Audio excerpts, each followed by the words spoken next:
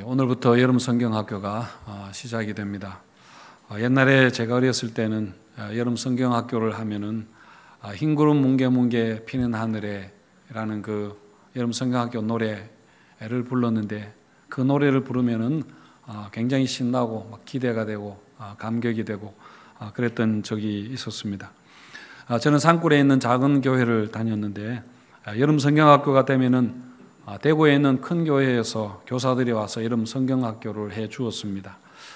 시골 아이들에게는 도예지에서 오신 그 피부가 하얀 선생님들 만나는 것 자체가 굉장히 신비로웠고 가슴 설레는 일이었습니다. 그러다가 우리 교회 총각 선생님이 대구에서 온 여자 선생님과 결혼을 한 예도 있었습니다. 우리는 그 여선생님은 정말 천사와 같은 분이라 생각했는데, 그런 천사 같은 선생님이 사람과 결혼한다는 게 납득이 그때는 잘 좀 되지 않았습니다만은, 나도 도예지 여자와 결혼할 수 있을까 싶었는데 그 꿈이 이루어졌습니다. 저도 그 총각 선생님 나이가 되었을 때 대구 자매와 만나서 결혼해서 행복하게 잘 살고 있습니다. 사실입니다. 이번 여름 성경학교를 통해서도 교회 학교 아이들에게 정말 신앙의 꿈을 심어주고 먼 훗날에 그 꿈이 이루어지게 되기를 바랍니다. 많은 드라마나 영화 혹은 소설이 결혼으로 끝이 납니다. 세상에서 가장 감동적인 이야기가 사랑 이야기인데요, 그 사랑의 끝은 항상 결혼입니다. 결혼이 사랑의 끝이라 하니까 좀 이상하게 들릴 수 있습니다만은 이야기의 끝이라는 의미로 그렇게 들으시면 되겠습니다. 옛날에 우리가 들었던 동화도 이런저런 많은 갈등과 우여곡절을 그렇게 겪다가 마지막에 항상 두 사람이 결혼해서 행복하게 오래오래 잘 살았더라 하면서 이야기가 그렇게 끝이 났습니다. 그런데 여러분, 성경 이야기도 처음과 끝이 결혼 이야기입니다. 창세기 2장에서 하나님 아담과 하와를 만드시고 아담과 하와 두 사람 결혼 주례하는 것으로 성경 이야기가 시작이 됩니다. 그런데 성경 마지막도 여러분 결혼 이야기입니다. 요한계시록에 보면은 예수님 재림하실 때에 어린 양의 혼인 잔치가 벌어지게 되고, 새 예루살렘이 하늘에서 내려오는데 단장한 신부와 같더라. 그렇게 하면서 결혼의 이미지로, 결혼의 장면으로 성경이 맞춰지게 됩니다.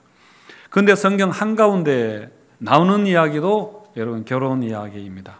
바로 오늘 본문의 말씀인데요, 예수님이 가나의 혼인잔치에 가셔서 물로 포도주를 만드신 사건입니다. 예수님과 제자들이 가나라는 동네에서 있었던 혼인잔치에 초대를 받아갔습니다. 가나는 가나 초콜릿 할 때 그 가나가 아니라 이스라엘 북부 갈릴리 근처의 한 동네입니다.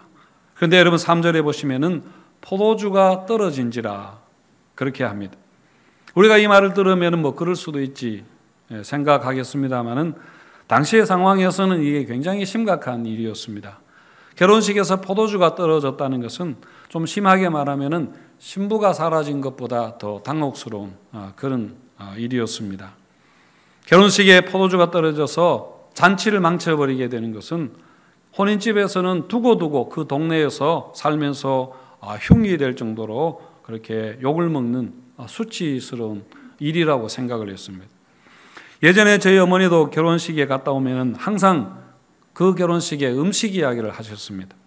그 집 잔치를 참 잘하더라 하는 것은 신랑 신부가 어떠하다는 말이 아니라 그 집의 잔치의 음식이 어떠하다 하는 것에 대한 평가였습니다. 신랑 신부는 그저 남자와 여자이면 되고, 음식을 잘했으면 잔치를 잘하더라, 음식이 시원찮으면 그 집 잔치 별로더라, 그렇게 하시는 것을 들었습니다. 이처럼 포도주가 떨어졌다는 것은 굉장히 난처한 일인데, 그래서 예수님의 어머니 마리아가 나서서 예수님께 도움을 요청합니다. 마리아가 예수님께 와서 포도주가 없다 그렇게 하니까 4절에서 예수께서 이르시되 여자여 나와 무슨 상관이 있나이까 그렇게 대답하는데요, 뭔가 예사롭지 않은 그런 반응 아닙니까? 만약 여러분이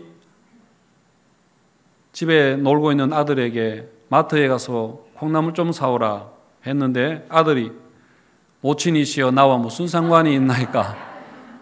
그렇게 한다면 여러분 기분이 어떻겠습니까? 물론 여자여 하는 것은 당시 여성들을 부르던 존칭의 그런 말입니다마는 예수님의 대답에 마리아는 전혀 실망하거나 속상해하지 않습니다. 5절에서 보시면은 그의 어머니가 하인들에게 이르되 너희에게 무슨 말씀을 하시든지 그대로 하라 그렇게 합니다. 무슨 말씀을 하든지 그대로 하라 하는 것은 하나님에 대해서 사람이 가져야 할 태도를 이야기하는 것인데 마리아가 지금 예수님에 대한 어떤 신뢰를 가졌는가 하는 것을 보여주는 말입니다. 예수님이 여자여 나와 무슨 상관이 있나이까? 내 때가 아직 이르지 아니하였나이다. 그렇게 말한 것은 어머니의 요청을 거절한 것 같은데 근데 그 다음에 예수님의 행동을 보시면은 또 그렇지 않습니다. 하인들에게 항아리에 물을 채우라. 그렇게 하고는 그 물로 포도주를 만들어서 그렇게 도와주셨습니다. 근데 예수님은 가끔씩 이렇게 하셨습니다. 7장에 보시면은 예수님의 형제들이 예수님에게 이번 초막절 그 명절에 예루살렘에 올라가서 세상에 당신을 나타내소서 그렇게 말합니다. 이 시골에서 그렇게 하지 말고 아예 서울에 가서 예루살렘에서 당신이 누구인가를 모든 세상에 알리라 그렇게 했을 때에 예수님이 내 때가 아직 이르지 아니하였다 하면서 그럴 의사가 없는 것처럼 말씀해 놓고 동생들이 예루살렘에 간 후에 예수님이 며칠 후에 또 예루살렘에 올라가셨거든요. 수르보니게 여인이 예수님께 찾아와서 귀신 들린 딸을 고쳐달라 그렇게 했을 때도 자녀의 떡을 취하여 개들에게 주는 것이 마땅하지 아니하다 하면서 딱 잘라 그렇게 말씀을 하셨는데 또 나중에 그 귀신 들린 딸을 고쳐 주셨습니다. 그런데 예수님이 이렇게 하시는 것은 그 의미는 분명합니다. 예수님은 사람들의 필요에 의해서 일하시는 그 필요에 응해서 일하시는 그런 문제 해결사가 아니라는 말입니다. 철저하게 예수님은 하나님의 뜻에 순종하는 분이고 예수님이 주도적인 의지를 가지고 행하신다는 것입니다. 사람들이 예수님에게 요구하는 것은 어떤 면에서 모두 이기심이나 욕심에서 나오는 그런 것들이고 육신적인 것들을 요구하는 것입니다. 만약 예수님이 그런 사람들의 요구에 따라서 응해서 그렇게 사역을 하신다면은 여러분 예수님은 구원과 생명을 주시는 하나님의 뜻을 행하는 그런 메시아가 아니라 문제 해결사 밖에 되지 않습니다. 예수님은 전적으로 하나님의 뜻에 온전하게 하나님의 뜻에 순종하는 분이십니다.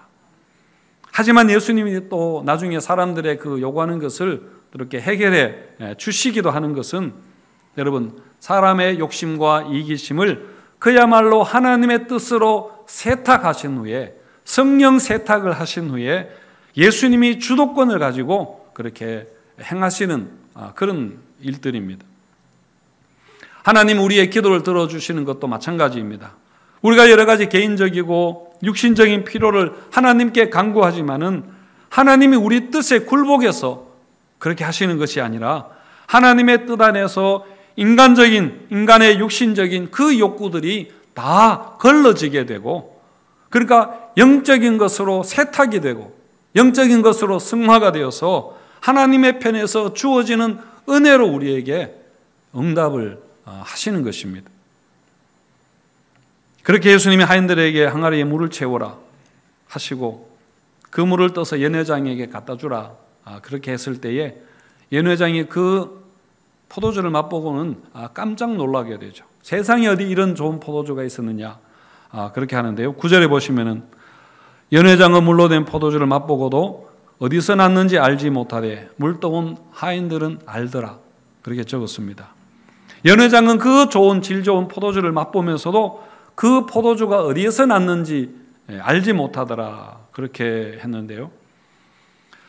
많은 사람들이 하나님의 은혜 가운데 살아가지만은 그 근원을 알지 못하고 그렇게 살아갑니다.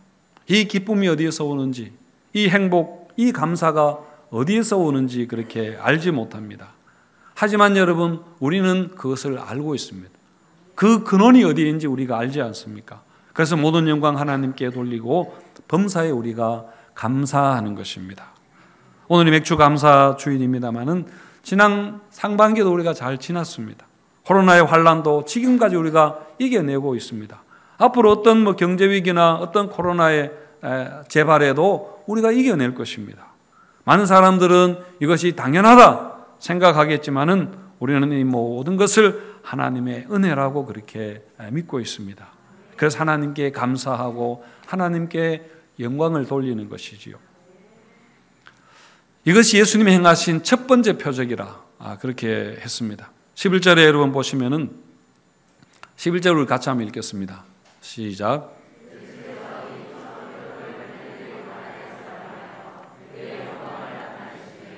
제자들이 그를 믿으니라. 요한복음은 이것을 굳이 기적이라 하지 않고 표적이라 그렇게 표현을 했는데요. 여러분, 기적과 표적은 차이가 있습니다. 기적은 어떤 능력과 힘을 과시하는 것이고 사람들에게 놀라움의 그런 반응을 표현하는 것인 반면에 표적은 하나님의 계획하심을 드러내는 것입니다. 그래서 이해와 깨달음과 믿음이 요구되는 것입니다. 그래서 여러분, 표적은 사건 그 자체가 중요한 것이 아니라 그래서 그 기적을 보면서 놀라하고 신비로워하는 그것이 목적이 아니라 그 사건이 가르치는 예수 그리스도가 누구인가 하는 것을 알게 하는 것이고 사람들에게 예수님을 믿게 하는 것이 바로 표적입니다. 그래서 표적에 관한 말씀을 기록한 후에는 마지막에 항상 믿음에 대한 반응을 요한복음이 기록하고 있습니다.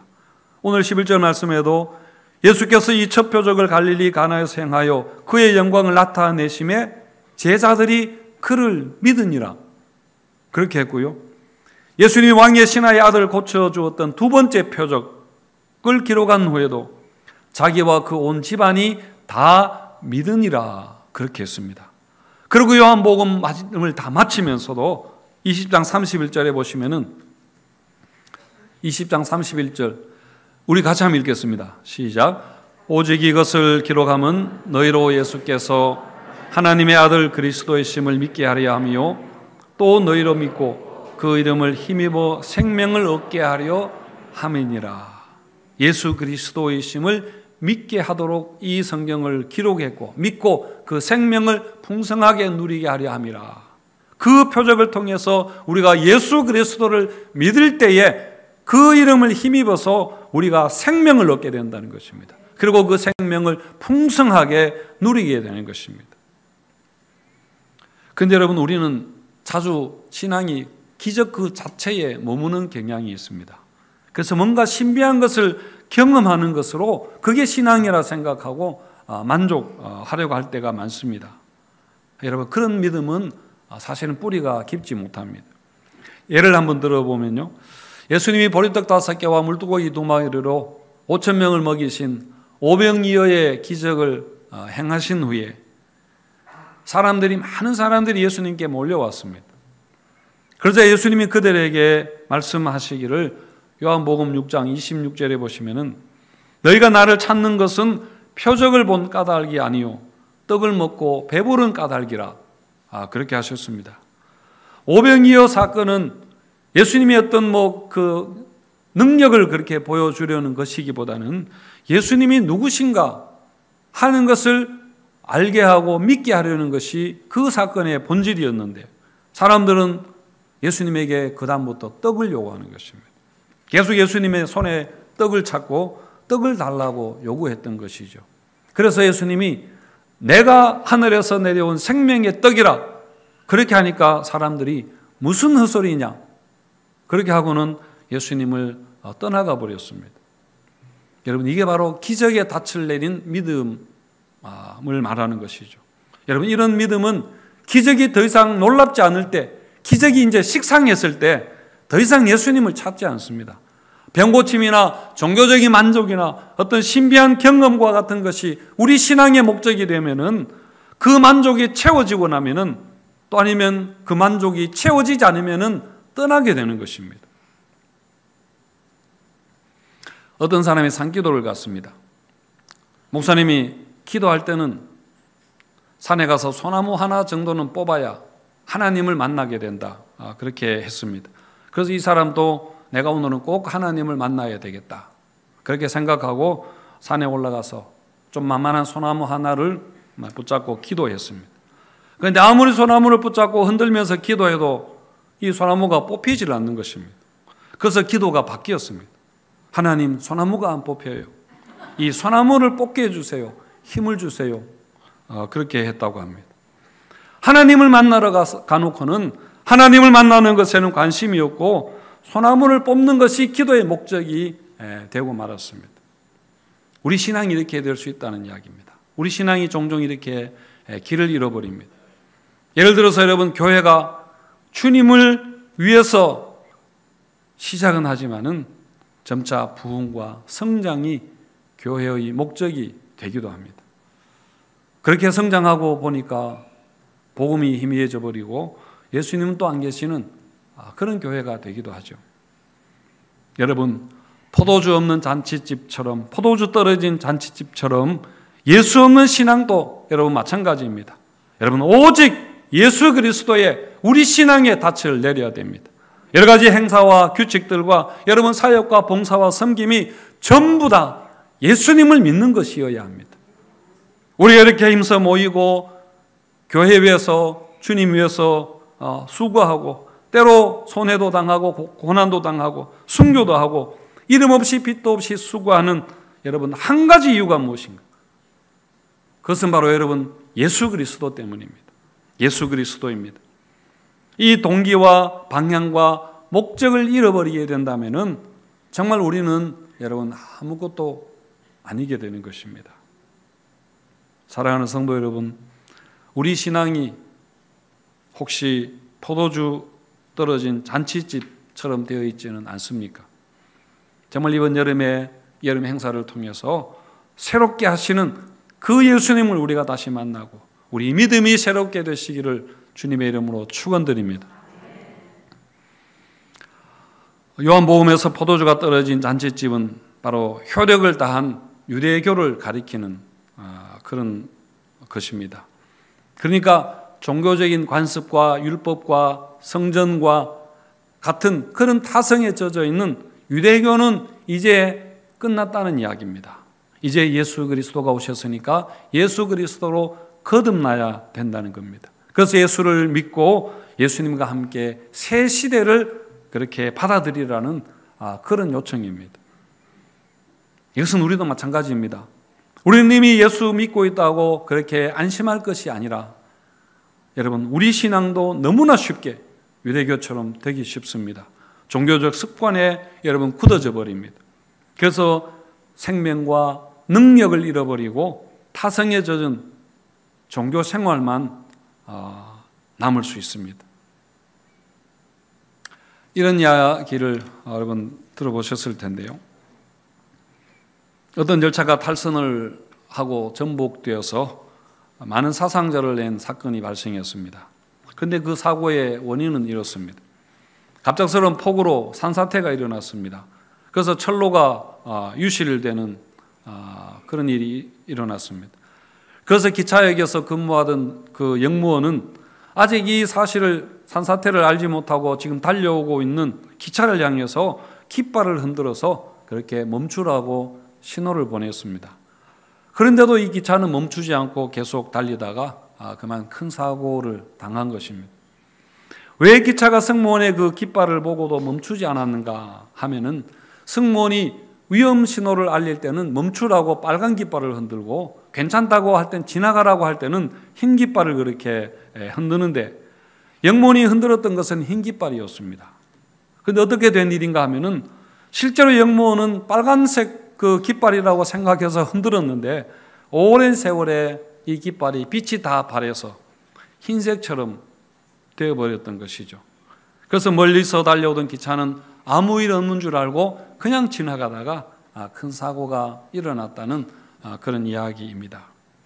여러분, 우리 신앙도 빛바랜 깃발처럼 우리가 깃발을 흔들지만 그 깃발에는 십자가도 없고 그리스도의 피도 없고 예수 그리스도도 없는 종교적 그런 행위만 남아 있다면은 우리가 아무리 깃발을 흔들어 보아야 아무도 쳐다보지 않습니다. 여러분, 우리 신앙으로 할 수 있는 것은 아무것도 없을 것입니다. 아무 일도 여러분 일어나지 않습니다. 여러분, 예수 이름의 능력이 없기 때문입니다. 우리가 오늘 새롭게 하시는 예수님을 만나지 못한다면은, 우리가 정말 신앙의 본질을 터치하지 못한다면은, 우리가 참된 제자도로 돌아가지 않으면은, 여러분, 우리 신앙도 별 볼 일 없는 것이 되지만은 복음이 다음 세대로, 여러분, 세계 열방 이웃으로 결코 흘러가지 못할 것입니다. 사랑하는 성도 여러분, 예수 그리스도로 새롭게 되시기를 바랍니다. 그런 적 누구든지 그리스도 안에 있으면 새로운 피조물이라, 이전 것은 지나갔으니 보라 새 것이 되었도다. 여러분, 이전 것은 바로 어제의 것도 이전 것이 될 수 있고, 예배 오기 전의 것도 여러분 이전 것이 될 수 있습니다. 이전 것을 버리고 오늘 새롭게 주시는 그 하나님의 은혜를 여러분 받으시기를 바랍니다. 주님은 우리에게 항상 더 좋은 것을 주시는 분이십니다. 오늘도 그 은혜를 우리가 새롭게 맛보고 예수 그리스도의 영광과 능력과 그 아름다움을 드러내는 그런 우리 성도들의 삶과 교회가 되시기를 주님의 이름으로 축원드립니다.